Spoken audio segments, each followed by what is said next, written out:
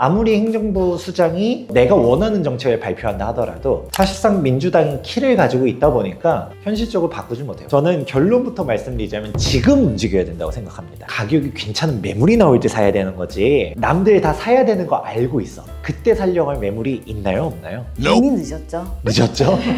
시나리오 다 나왔죠? 보수 정권이 됐었을 때 시나리오 나왔고 진보 정권이 될 때 시나리오가 나왔는데 어느 쪽이든 간에 서울의 신축 아파트는 올라간다.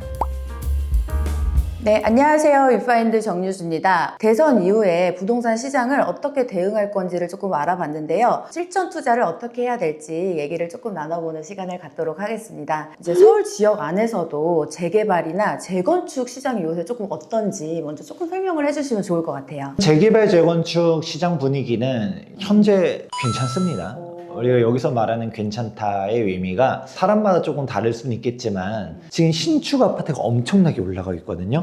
항상 모든 시장을 바라보게 되면 신축이 먼저 뛰고요. 그 다음에 재개발 재건축이 뛰고요. 그 다음에 구축, 빌라, 오피스텔이 뛰게 됩니다. 그러니까 재개발 재건축이 먼저 뛰진 않아요. 왜냐? 어떻게 따지면 당연한 건데 신축 아파트는 지금 이미 사용 수익이 가능하죠. 내가 실거주를 하든가 아니면 전월세를 놓는다 하더라도 전월세가 높잖아요. 근데 재개발, 재건축 해당 지역들은 나중에 신축이 되면 비싸지겠지만 현재 시점에는 거주 환경이 매우 열악하고 낙후돼 있고 노후화되어 있기 때문에 현재 시점에서 실거주하기가 매우 어려워. 물론 요즘 막 몬테크 얘기하는 사람들도 있긴 하지만 신축 아파트 가격이랑 재건축 가격이 똑같아. 살까요 안 살까요? 안 사죠. 당연히 안 사죠. 왜냐면 분담금도 더 들어갈 거고 완공까지 시간도 막 10년 걸릴 수도 있고 그렇다 보니까 기회비용까지 고려했었을 때는 당연히 저렴하니까 사는 거죠. 최근에 반포, 레미안, 원베일리가 전용 면적 85제곱미터가 70억을 찍었어요.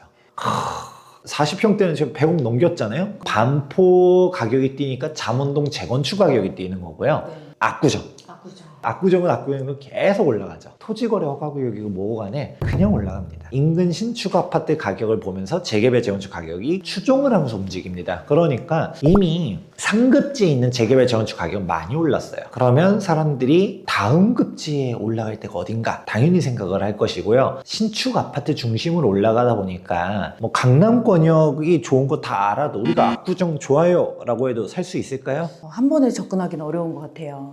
어지간한 꼬마 빌딩 사는 것보다도 어려울걸요? 꼬마 빌딩은 매매 금액이 100억이라 해도 레버리지를 땡길 수가 있는데 주택 같은 경우는 LTV, DTI, DSR 규제까지 있다 보니까 7월부터는 스트레스 DSR 3단계까지 된다라고 하죠. 그러면 대충 연봉이 내가 1억이다. 그래도 대출 한도가 6억 얼마밖에 안 나와요. 그러면 매매 금액이 예를 들어 70억짜리다. 현금 60 몇 억을 동원해야 돼요. 그리고 여긴 토지거래 허가구역이죠. 갭 투자가 안 돼. 그리고 내가 돈이 있어도 실거주를 하는 건 또 다른 얘기야. 그렇다 보니까 진짜 우리가 좋은 거 다 알아도 못 사거든요. 그래서 꼬마 빌딩이 오히려 투자 금액이 덜 들어가. 맞습니다. 그러니까 이게 압구정 분들은 꼬마 빌딩 가지고 있는 사람보다 더 부자인 거예요. 훨씬 부자죠. 네. 아무튼 간에 차치하고서 압구정 좋은 거 다 알아도 못 사죠. 그러면 사람들은 내 예산선에 맞춰가지고 다음으로 좋은 것, 다음으로 좋은 것 이렇게 쳐다볼 텐데 마포구, 성동구, 강동구, 동작구, 뭐 광진구 이쪽들 지금 신축 아파트에 최근에 좀 많이 뛰었어요. 왜냐? 지금 강남 3구랑 용산구를 3월달에 토지거래 허가구역을 풀었다가 재지정하면서 완전 부동산 시장 한번 뒤집어 놨거든요. 그렇게 하다 보니까 지금 강남 3구랑 용산구는 이제 아파트 갭 투자가 안 돼요. 그러니까 이제 풍선 효과가 생겼죠. 그러면 해당 지역의 재개발 같은 경우는 우리도 완공되면 생각했었을 때 기대감이 달라진 거죠. 그래서 단적으로 마포구랑 성동구가 전에 진짜 핵심 대장은 호가가 22억까지도 갔었었고요. 근데 좀 가격이 좀 조정되면서 20억 선 매물들이 있었거든요. 근데 지금 싹 거래되면서 올라가면서 지금 마포구 신축 아현동에 마포 프레스티지자인가 24억 돌파했습니다. 그러고 성동구 옥수동도 23억 5천만 원 실거래가 찍었고요. 그리고 강동구는 우리 둔촌주공 재건축한 올림픽파크 포레온이 27억 넘겼습니다. 참고로 둔촌주공 분양받으면 안 된다라고 말하시는 분들 많았었는데 그 분양가가 13억이었거든요. 제가 그 분양 받으라고 했는데 지금 10억 올라간 게 아니라 지금 14억 올라갔네요. 받지 말라는 사람들 지금 뭐 하는지 모르겠지만 핵심만 얘기하면 사업성이 중요하다는 말씀은 많이 들었을 거예요. 용적률이 중요하고 대지집은 중요하고 물론 중요한데 더 중요한 거는 은근 집값이 더 중요해요. 근데 반면 우리가 좀 외곽 지역, 특히 경기도권들 재건축들은 우리가 분당 같은 경우만 하더라도 분담금이 설령 5억이 나온다 하더라도 판교 집값이 20몇 억씩 하니까 그래 뭐 분담금 5억 내도 분당인데 하면서 가겠지만 주변에 신축업들 가격 해봤자 뭐 10억, 12억 막 이래. 근데 분담금액이 5억이래. 외곽이라고 해서 공사비가 싸지 않거든요. 도봉구에서 공사하면 공사비 더 싼가요? 똑같습니다. 그러니까 사람들은 분담금에 5억씩 내면 5억이 어딨어? 막 이래버리니까 스펙을 좀 빼가지고 대충 신축만 짓자라는 식으로 하게 되면 뭐 LH 아파트랑 뭐 별 차이도 안 나고 이런 거 짓는 게 좋을까요? 그게 아니다 보니까 이럴 바엔 그냥 재건축 하지 말지라는 얘기가 나올 수도 있단 거예요. 그래서 재개발 재건축 분위기가 좋다라고 제가 얘기했지만 전제 조건은 서울 뭐 경기권역은 말할 것도 없고 지방 재건축들, 지방 재개발들은 지금 분위기 별로 안 좋아요. 미분양이 산더미처럼 쌓이다 보니까 분양 자체가 어렵잖아요. 그러니까 좀 이상한 곳에 매여 있을 필요가 없어요. 대지 지분이 엄청나게 넓고 사업성 높으면 뭐예요? 일반 분양 1000세대씩 나오면 뭐예요? 얼마나 분양 수입을 회수할 수 있느냐. 그렇기 때문에 지금 서울의 재개발 재건축 중심으로 분위기가 괜찮다라고 얘기할 수 있습니다. 한강변 주변으로 조금 알아보라고 하셨는데 제가 한 5억 정도 갖고 있다라고 해도 아직도 투자할 만한 곳이 있을까요? 있다고 해주세요. 일단 한강변은 어렵습니다. 아, 그런가요? 한강변에서 3억, 5억은 어렵고요. 네. 아까 얘기했잖아요. 압구정 살려고 하면 최소 현금이 그냥 진짜 5, 60억씩 있어야 되는데 아까 대출도 안 나온다는 얘기 했잖아요. 건들 수 있는 레벨이 아니고요. 강남 쪽이다 라고 하게 되면 현금이 되게 많이 필요해요. 우리 개포동, 대치동 재건축들 살려고 해도 현금 막 30억씩 들고 가져가야 되고요. 잠실이라 하더라도 잠실주공 5단지나 아시아선수촌, 뭐 우성 이런 데들은 엄청 비싸요. 그렇기 때문에 일단 강남권역은 만만치 않고요. 용산도 마찬가지예요. 동부이촌동은 어지간한 강남 뺨치는 가격이거든요. 한남뉴타운, 성수전략정비구 이런 데를 사람들이 좋아하죠.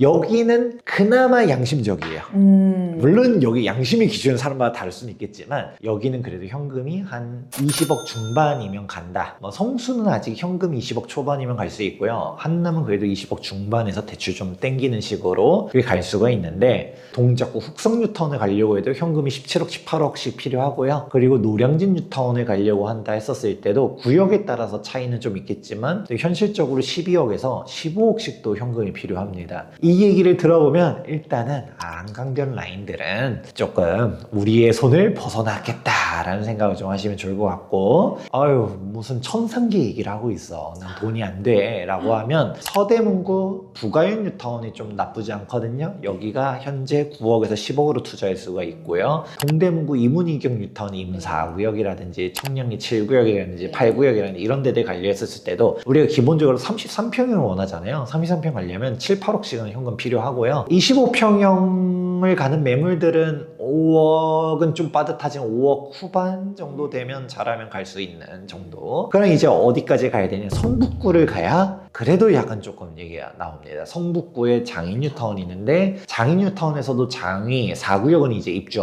시작했고요. 6구역, 10구역 같은 경우는 지금 관리처분 인가가 났죠. 해당 지역들은 현금이 좀 많이 필요해요. 근데 여기서 장위 14구역과 15구역 같은 경우는 조합설립 인가가 났는데 해당 지역은 아직 3억 전후로 투자할 수가 있습니다. 장위동이 그 가격이다 라고 하면 더 외곽은 있죠. 노원구 상계뉴타운에 가게 되면 상계뉴타운은 아직 2억 전후로 투자할 수 있는 매물들이 존재하거든요. 상계뉴타운도 전 좋다고 봐요. 이 금액에서 서울 할 데가 없어요.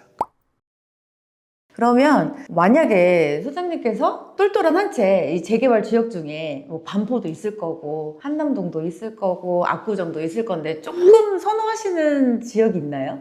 제가 얘기 드렸던 것처럼 저의 선호는 중요하지 않습니다.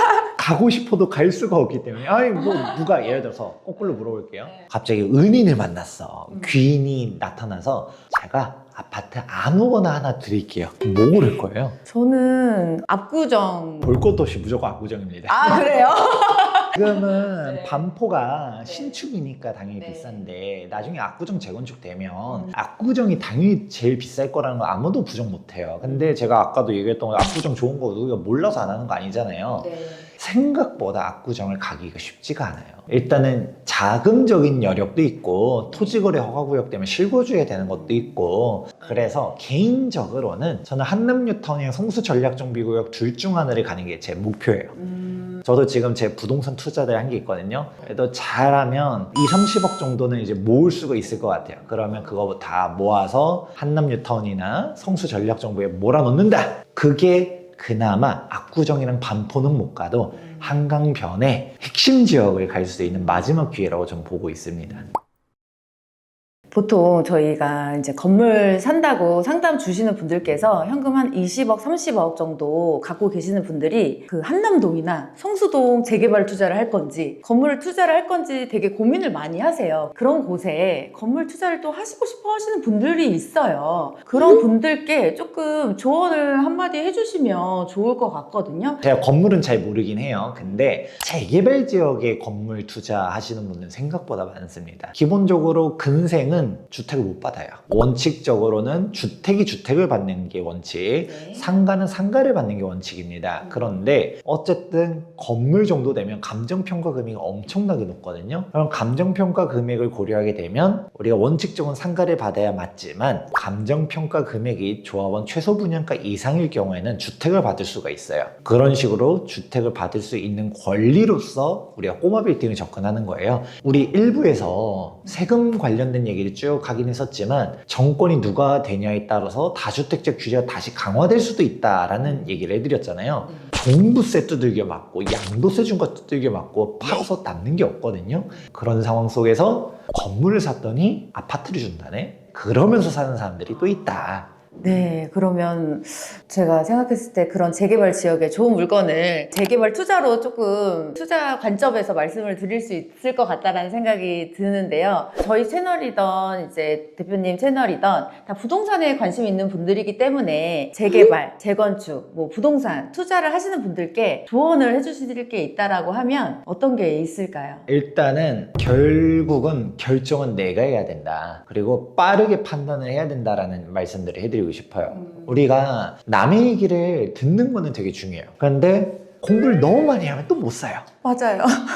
오히려 조금 무식하면 용감하다고 그냥 어느 정도 아는 선에서 딱 결정을 해야 되는데 이거는 또 이래서 안 되고 저거는 또 저래서 안 되고 이러면서 또 결정들도 못 하거든요. 그러다 제일 중요한 게 시점인데 시점을 또 놓쳐요. 그래서 진짜 공부를 하고 싶으면 여기 제가 네. 쓴 책 시장을 이기는 부동산 투자 원칙, 여기서 시장 관련된 얘기 당연히 있고요. 3장에서는 재개발 재건축에 대한 사항들도 사업성 직접 판단할 수 있는 사항부터 시작해가지고 무엇이 중요한 건지 다 적어놨어요. 구매하셔서 읽어보시면 너무 좋지만 지금은 공부를 할 때보다도 결정을 할 때라고 저는 생각하고 있습니다. 책 되게 두껍거든요. 내가 관심 있는 파트들만 쏙쏙 골라서 지식을 취해보고 그다음에 이제는 선택을 하면 좋지 않을까 라고 말씀 마무리해 보도록 하겠습니다. 뭐 재개발, 재건축을 투자를 안 해보셨던 분들은 공부도 중요하지만 전문가의 조언을 얻는 것도 정말 중요하다고 생각을 하거든요. 그래서 혹시나 재개발이나 재건축에 관련해서 고민이 되신다고 하시면 김재경 수장님께 전화를 드려서 빨리 결정을 하시는 게 더 좋지 않을까. 그럼 마지막으로 저희 위파인드 채널에 나오신 소감 마무리로 하고 김재경 수장님을 보내드리도록 하겠습니다. 저는 사실 여기가 빌딩 채널이라고 해가지고 빌딩 아는 것도 없는데 얘기를 할까 했었지만 우리 이사님께서 확실히 좀 박학다시 가신 것 같으셔서 빌딩만 얘기하는 게 아니라 이런저런 얘기를 제가 해도 리액션도 워낙 잘해주시고, 저도 이제 채널에 많이 나가다 보면 인터뷰를 해주시는 분들이 되게 중요하거든요. 대본만 보고 있는 사람들이 생각보다 많아요. 처음 출연은 했지만 즐겁게 촬영하고 가는 것 같습니다. 네, 처음 모시긴 했는데 많은 진짜 인사이트를 얻어서 저도 정말 좋은 시간이 되었던 것 같고요. 다음에 또 좋은 기회로 다시 만나 뵀으면 좋겠습니다. 그러면 오늘 영상은 여기까지 하도록 하겠습니다. 대표님 감사합니다. 네, 감사합니다.